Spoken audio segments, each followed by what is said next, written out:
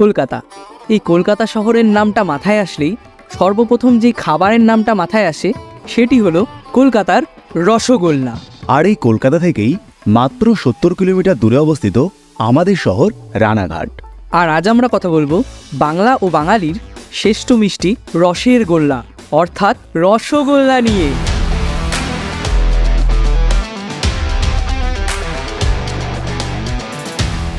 রসগোল্লা খাননি বা পছন্দ করেন না এমন বাঙালি খুঁজে পাওয়া দুষ্কর। তাই আর বেশি কথা না বাড়িয়ে চলুন শুরু করা যাক আজকের ভিডিও। আচ্ছা কুটুদা, রসগোল্লার ইতিহাস সম্বন্ধে তোমার কি কিছু জানা আছে? তাহলে বলি শোন। রসগোল্লার ইতিহাস জানতে হলে আমাদের প্রায় 180 বছর পিছিয়ে যেতে হবে। বলো কি? কিন্তু কেন? কেননা আজ থেকে প্রায় 180 বছর আগেই রসগোল্লা প্রথম তৈরি করা হয়েছিল।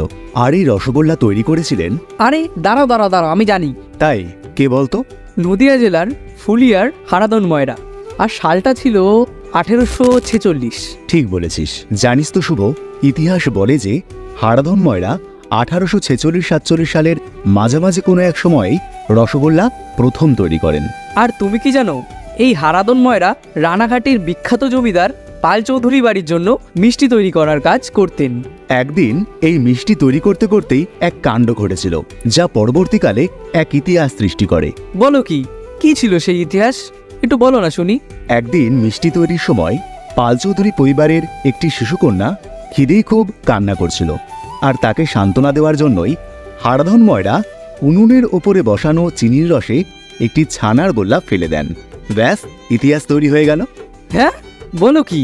এই না, মানে আমি বলতে চাইছি, হারাধন ময়রা দেখলেন যে এক নতুন ধরনের মিষ্টি তৈরি হয়েছে। পাল চৌধুরী জমিদার বাড়ির অন্যান্য সদস্যদের কাছে সেই মিষ্টি নিয়ে গেলে সকলেই সেই মিষ্টির প্রশংসা করেন। আর তখনই এই মিষ্টির নাম হয়ে যায় রসগোল্লা। এ তো গেল নদিয়ার রানাঘাটের রসগোল্লার ইতিহাস। জানো তো কুটুদা, এরই পাশাপাশি এই রসগোল্লা নিয়ে আরেকটা মত প্রচলিত আছে। তাই নাকি? কি বলতো? লোকমুখে জানা যায় কলকাতার ব্রজময়রা কলকাতার হাইকোর্টের পাশে প্রথম রসগোল্লা তৈরি করেন। আর সালটা ছিল 1866। এছাড়াও স্পঞ্জ রসগোল্লার আবিষ্কারক হলেন কলকাতার নবীনচন্দ্র দাস, যিনি কিনা কেসি দাসের বাবা।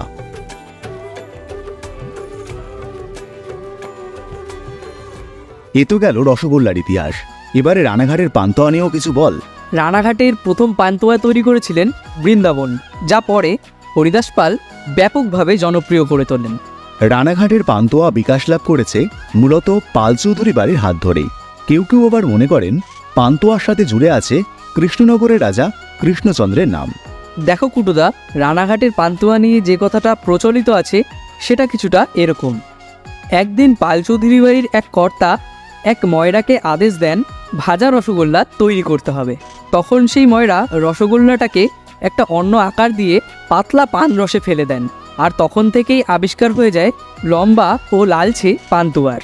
জানিস তো শুভ, শোনা যায় রানাঘাটের পান্তুয়া খাওয়ার জন্য অপেক্ষা করতেন অভিনেতা ভানু বন্দ্যোপাধ্যায় ও রবি ঘোষের মতো জনপ্রিয় শিল্পীরা। এছাড়াও তুমি জানলে অবাক হবে, ডক্টর বিধানচন্দ্র রায় এবং ভারতের প্রথম প্রধানমন্ত্রী জওহরলাল নেহেরু রানাঘাটের পান্তুয়া খেয়েছিলেন। জানিস তো শুভ, রানাঘাটের পান্তুয়ার পাশাপাশি কাটোয়া ও কালনার ঘিয়ে ভাজা পান্তুয়া ও নোড়া পান্তুয়াও খুব বিখ্যাত। আচ্ছা কুটুদা, রানাঘাটের পান্তুয়ার বিশেষত্ব কি তোমার জানা আছে? না, তা তো জানি না। রানাঘাটের পান্তুয়ার বিশেষত্ব হলো সব জায়গার পান্তুয়া খুব নরম হলেও রানাঘাটের পান্তুয়া ওপর থেকে শক্ত আর ভেতর থেকে নরম হয়। অনেকটা তোর মনের মতো বুঝি। রানাঘাটের বিখ্যাত পান্তুয়া খেতে হলে তোমাকে অবশ্যই যেতে হবে রানাঘাট স্টেশনের কাছে যোগু ময়রার দোকানে, অথবা তুমি যেতে পারো মেজদার জলযোগে।